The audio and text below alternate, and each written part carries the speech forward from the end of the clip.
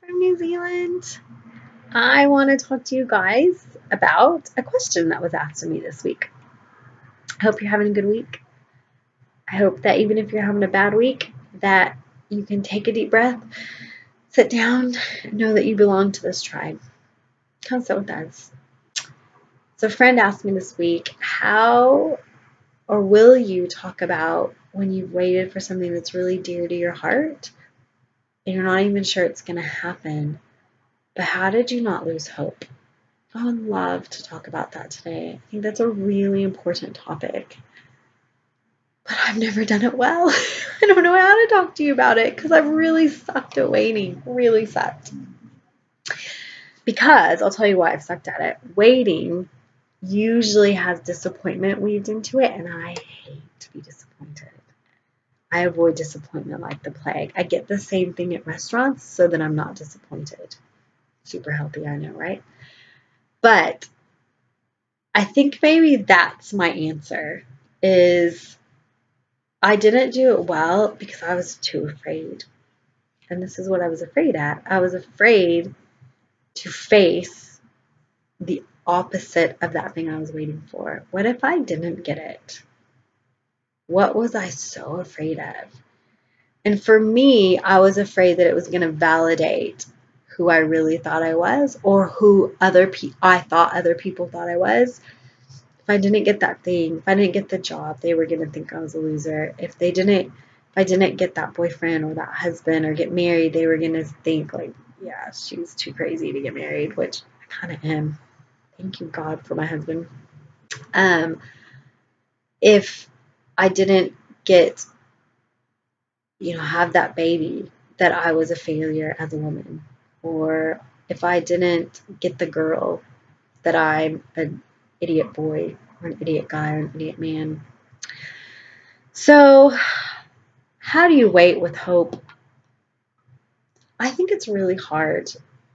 But I think what I wish I would have done was trust the process of waiting. Which we know, trust the process. Horrible. And I'm horrible at the process, you guys. I'm really horrible. I don't even like sitting at a red light. But I think one of the things that I heard in my 20s was sometimes the process while you wait is just as important or more important than the thing you're actually waiting for. Oh, I don't like that. That doesn't sound fun to me. So I'm going to run away from that. Is usually how I deal with stuff. But if you really want my honest answer to that question, I think it's jumping into the process and asking. I think this will keep us really busy because, again, lots of stuff to deal with here. We don't need to look at anybody else. What is it that you're waiting for? And what is it that you're afraid of will happen if that thing doesn't come true? That question can keep me busy for a long time. And I think that's how you take that phrase. Sometimes the process while we wait can be more important than the thing we're waiting for. From an awesome, beautiful phrase, cliche. And the guy that said that was John Ortberg. He said that to me in 1998. And I still remember it in 2016.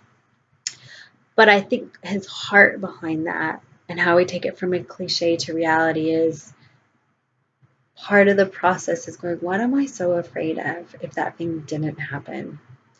And I think that will begin to reveal a lot. And that's where the process starts. And I know I'll end with one of my many processes of waiting. While I was waiting to get married and all my friends were married and all my friends were having kids and I was just single, not dating, a whole nother subject because I didn't do anything about that. But again, I think the thing that I was afraid of was if I don't get it, I'm going to show the world what I'm afraid is true, that I'm not desirable enough, that I'm actually gross and I'm actually disgusting and nobody will marry me. If I would have faced that fear then and worked out what I really thought about that, I think I would have had a different process waiting and I think I would have been a different person. So how do you wait and hold hope? I think you be honest with yourself. I think you be honest what if that never happened?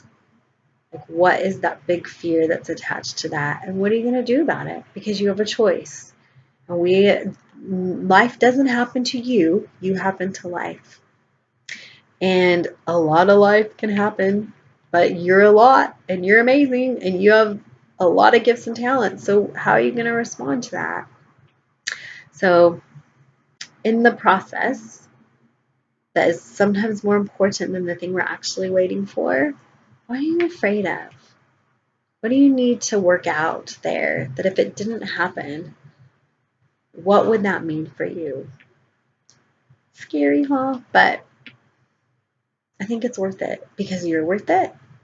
Because the more you can figure out who you are and who you're created to be, and your fears and your strengths and your vulnerabilities and your wisdom and your talents, the more you're going to be able to offer the world the real you.